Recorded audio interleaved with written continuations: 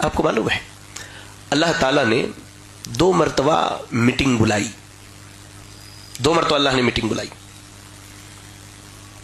پہلی مرتبہ میٹنگ بلا کر کے آدم علیہ السلام کی پشت سے پیدا ہونے والے، آدم علیہ السلام سے پیدا ہونے والے قیامت تک تمام انسانوں کو اللہ نے جمع کیا، جس کو عالم ارواح کہتے ہیں. عالم ارواح میں، اور اللہ نے سارے انسانوں سے ایک وعدہ لیا، الست بربکم، کیا میں تمہارا رب نہیں ہوں؟ آپ بھی تھے، میں بھی تھا، ہم سب تھے، ہم سب تھے.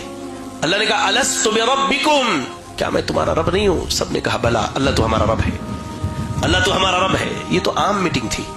اللہ نے خاص میٹنگ بلائی جس کا ذکر اللہ تعالیٰ سورہ آل عمران کی آیت نمبر 81 میں اللہ نے کیا ہے. اللہ نے کہا وَإِذْ أَخَذَ اللَّهُ مِيثَاقَ النَّبِيِّينَ لَمَا آتَيْتُكُم مِّن كِتَابٍ وَحِكْمَةٍ ثُمَّ جَاءَكُمْ رَسُولٌ مُّصَدِّقٌ لِّمَا مَعَكُمْ لَتُؤْمِنُنَّ وَلَتَنصُرُنَّهُ قال أأقررتم وأخذتم على ذلكم إصري قالوا أقررنا قال فاشهدوا وأنا معكم من الشاهدين. اللہ نے سارے نبیوں کو جمع کیا، جی آدم علیہ السلام سے لے کر عیسیٰ علیہ السلام تک آنے والے سارے نبیوں کو اللہ نے جمع کیا اور کہا کہ مان لو تمہاری نبوت کا زمانہ چل رہا ہے، اور اسی زمانے میں اگر محمد صلی اللہ علیہ وسلم آ گئے تو تم کیا کرو گے؟ اپنی نبوت چھوڑ دو گے، محمد صلی اللہ علیہ وسلم کی نبوت پر ایمان لاؤ گے. اتنا عالی شان مقام ہے ہمارے نبی کا. اللہ نے اس کے بعد کیا کہا؟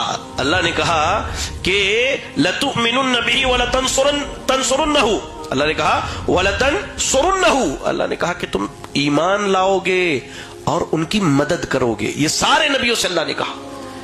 یہ اللہ کے نبی کی سیرت کا یہ پہلو ہم کیوں نہیں سمجھتے؟ آپ کا مقام و مرتبہ دیکھیے.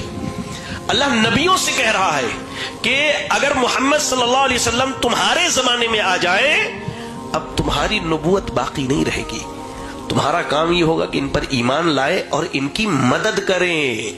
جی اب یہاں ایک نقطہ سمجھیے کہ لوگوں نے کتنا بڑا ظلم کیا ہمارے نبی کے ساتھ، لوگوں نے کتنا بڑا ظلم کیا.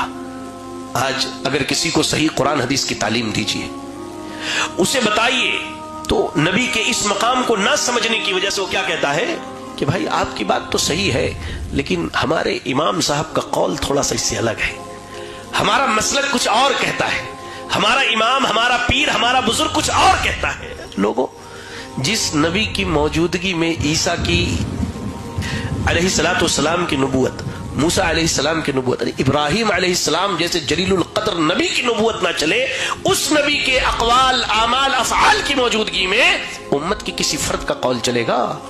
یہ ظلم ہے، یہ ظلم ہے.